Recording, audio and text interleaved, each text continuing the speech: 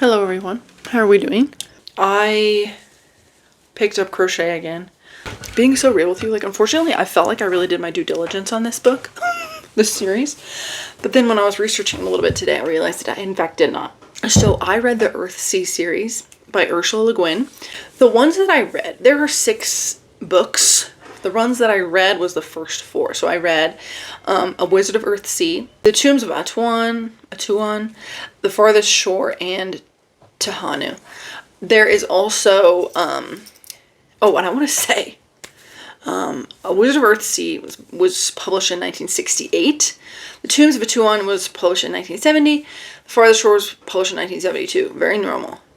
Then the Tahanu was published in 1990. Huge amount of years passed between those, 18 years to be exact. And then there's also the Tales from Earthsea, which was like stories and essays, short stories and essays. That was published in 2001, so another 11 years later. And also, The Other Wind was published in 2001. And I didn't realize, and this is my fault, I didn't realize that that was also part of this story, so I actually did not read these last 2 ones. I wasn't so interested in reading the short stories one because I kind of wanted to read like just a continuation of the same story. But The Other Wind is a continuation of the story. I just did not realize, so I need to read it. I haven't read it yet. I'm so sorry. I just realized that literally like 30 minutes ago. I thought it was another book of short stories. But it is a continuation. It follows Tahanu pretty closely. There was also a miniseries that came out in 2006 that looks pretty like, I don't know. Did you guys watch Merlin? I don't know. It was like giving me Merlin vibes. Looks like something that would be fun. Fun to watch. And then of course there is Tales from Earthsea, which is by Studio Ghibli. I felt like I did, this is why I'm like, I did my due diligence. I read the books and then I watched the movie. I knew even before I read the books that Tales from Earthsea, the movie, was extremely loosely based on the books. And it says it's loosely based on the first 4 books. Maybe that was why I thought that it was just the first 4 books in this series. But anyway, there's like lore about that movie. I guess I'll talk about that now. Hayao Miyazaki went to Le Guin and asked her if he could adapt this, but she hadn't heard of Studio Ghibli before, and honestly, I don't even know if, yeah, I mean, this was so long ago. This was in maybe the 80s, maybe then early 90s, and she said no, because the only animation that she knew about was like Disney movies, and she was like, I just don't think that's gonna work. Years go by, he does, Spirited Away, gets an Oscar, or at least was nominated for an Oscar. Anyway, kind of puts him on the map as far as like the very general public of America. She's like, oh, so that's the kind of movies he makes. And goes back to him and is like, I think it would work to adapt these books. He's really into it. Well, the head of Ghibli at the time, he said, this is a perfect opportunity for Goro, Hayao Miyazaki's son, to have his first directing gig. And Hayao Miyazaki was like, no. And also Le Guin was like, I didn't say yes to Ghibli, I said yes to Hayao Miyazaki. So it was kind of and honestly, it said on Wikipedia that Hayao Miyazaki did not talk to Goro for the entire production time, but then I think he must have liked the final result because they have a fine relationship after that. But when it comes to Le Guin, she wasn't crazy about it. And I totally see her perspective. Like, if you put yourself in an author's shoes, it's like, here's what she said. Direct quote. "It is not my book. It is your movie. It is a good movie." But Wikipedia also said that she said that she was like pretty disappointed in the final result. Which I totally understand. And I think that what she said is like a perfect representation of it. It's like, it's a good movie. It bears almost no resemblance to these books. Like, names are the same, I knew it would be really different, but I did not think it would be different in the way that it was. Like, it was surprisingly, I don't want to say weird, but it was like the way they meshed things together was like, oh, interesting. I thought it would be like, following Ged, because I know in Japanese the title has Ged's name and it's called Ged's War Chronicles, I think this is what it is in Japanese, and which is also as a title Doesn't make sense. It's not about war at all. I mean, okay. Ged is not even the main. Anyway, okay. So I thought that it would be like Ged when he's a little kid. Time jump. Ged when he's a little older. Time jump. So if you've seen the movie, just know it's really different from the books. If you like it, that's cool. You might not like the books. It was like an epic story kind of in the books, but it was so different. Like, what I'm saying is, like, things happened to different characters, you know? So characters' personalities were really changed. Overall, it was a good movie. I liked it. Okay, now let's talk about the book. So I actually listened to these. I gotta be crocheting. And the narrator of the first 3 was Rob Inglis, which he's done a lot, but most notably to me, he did The Lord of the Rings, or The Lord of the Rings that I read. He did all 3 of them. And so his voice is like burned into my brain as like the voice of Lord of the Rings. And honestly, I love his voice. I think he's such a good narrator. And so I was like loving these from the first couple words. Like, it just sounded so good. And being so real, it does have a lot of similarities to Lord of the Rings. Well, I wouldn't say similarities, but there's a lot of writing style things that are very similar in a good way. And so I was having a good time. It's definitely like an easier to swallow Lord of the Rings, easier to follow Lord of the Rings. It's not really, I wouldn't really say that it's like young adult or for kids or anything, but it's definitely... Well, it's shorter, first of all, and then it's just an easier story to follow. There's less characters, there's less, like, peoples, tribes, or whatever, and there's less, like, war. Instead of it being, like, peoples are going to war, it's like this guy and this other guy are going to war.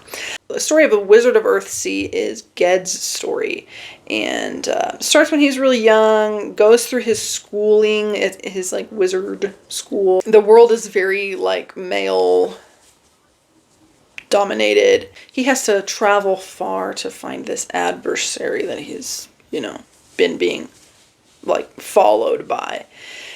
And in the end, he defeats him. There's kind of not really a twist, but there's a little twisty thing. And I really liked the overall story and kind of the message of it. And so I was like, all right. And I went ahead and read the second one. The second one, as it turns out, is totally different. So it is called The Tombs of Atuan. The Tombs of Atuan or Atuan or something. Following Tenar, a totally different character. And she's this girl who's like part of this old, I don't know, I guess I would call it like a religious system. And she's kind of like the chosen one, and she lives her whole life in these tombs. She's somewhat of a sacred like character, I suppose. She lives her whole life in these tombs underground. Kind of, to my understanding, being kind of like the human who's like the, not mouthpiece, but kind of the middleman between this like strange old powerful entity and humans. And it's like, I think that this powerful entity in their thinking is bad, and she kind of is like the sacrifice, if you will. Anyway, she sees a guy in the tombs. It's the first guy she's ever seen. And he's going to die in there because he's going to get stuck, and she's like the only one who knows their way around there. Anyway, it's Gad, of course, and they end up they escape together, and of course he, shows her the world literally and like changes her whole worldview, and she has to kind of leave that whole like belief system behind, pretty much. These are I would say like these are pretty cozy, especially that book. It didn't have much of a like, I don't want to say it didn't have a story, but as far as like traditional storylines go, it was very cozy. I liked Tenar, and I liked, of course, Ged, and I liked this kind of like breaking down of this, of her whole life, pretty much. The whole system, everything. It was very cool and coolly written. Also, I liked there being a girl, because there's like literally one girl in the other book. Then we have The Farthest Shore. So The Farthest Shore follows Aaron. I'm just going to say Aaron. I don't know if that's how you pronounce it, but that's how I was pronouncing it. Aaron and Ged on this kind of journey, because there's this there's evilness, which is like sucking the magic out of the world. The wizards are like going crazy. They're going crazy, and they have to go to the farthest shore to figure out what the heck is going wrong. And I really liked the conflict in the end, and I liked Aaron, and I liked him and Ged together. The story was just well done. Then she may have just felt like there was more story to write, because Tahanu was written 18 years later, but she had put an author's note at the end of that book, which was really interesting. It seemed like she had meant to write something about how women are super not equal in her books, and to write about why that is, maybe somehow how that changes some of that stuff. So then Tahanu comes along, and it's like about Tinar, and about, you know, how hard life is in Earthsea for a woman, how hard it is for witches. Witches are really like the lowest level of magic, and about marriage, and like roles in marriage, and just like the injustice of it. And I think that the book got kind of negative reviews because they thought it was like kind of a feminist manifesto, because it was so different from the other books. And it was like, suddenly there's all this feminist stuff, which is ridiculous, because it was like you could see it coming from a mile away, because they talk about witches' magic is like the worst magic, whatever. They have some saying that they say from the beginning, like from the first book, they're talking about that. And it's written by a woman, so you're thinking something's gonna happen. There's gonna be some lady in here that really messes this up. And indeed there was. So I think in the author's note, I think it must have been written way after the book was published, because she wrote a lot about how there was a bad reception to the book. And honestly, you wouldn't know.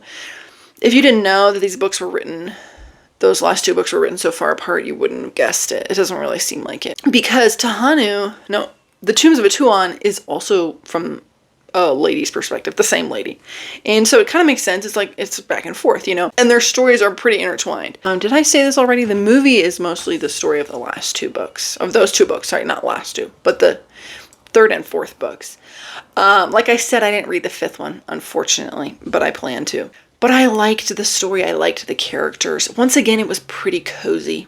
Just the fact is, like, they're pretty cozy. I mean, there's a central conflict and everything. It's not, like, boring. It's a lot of interpersonal situations and, like, inner turmoil and stuff like that. Really enjoyed it. I think if you've read it, let me know what you think. I actually don't know if I know anyone in my personal life who has read these books before, but I think that they're a great, because sometimes I do feel like, man, I want to read some fantasy that's not like the fantasy that's been being written lately. Like, I want to read some fantasy that's like, from back in the day, like something a little bit, because trends like upset things.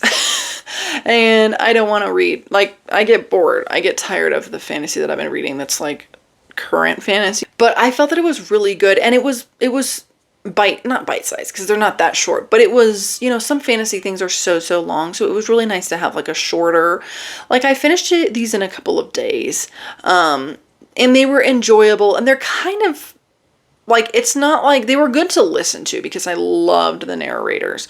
And then they're also like, they're good to do while you're washing the dishes or while you're cooking or cleaning. Like, they're just books that work out really well for me. There's not a lot of confusion, because sometimes when I was reading Lord of the Rings doing that, it was like, I'm getting a little confused. There was none of that. It was really easy to follow and everything. So I enjoyed it a lot. Let me know what you think if you've read it. I'd love to hear. And I will see you next time.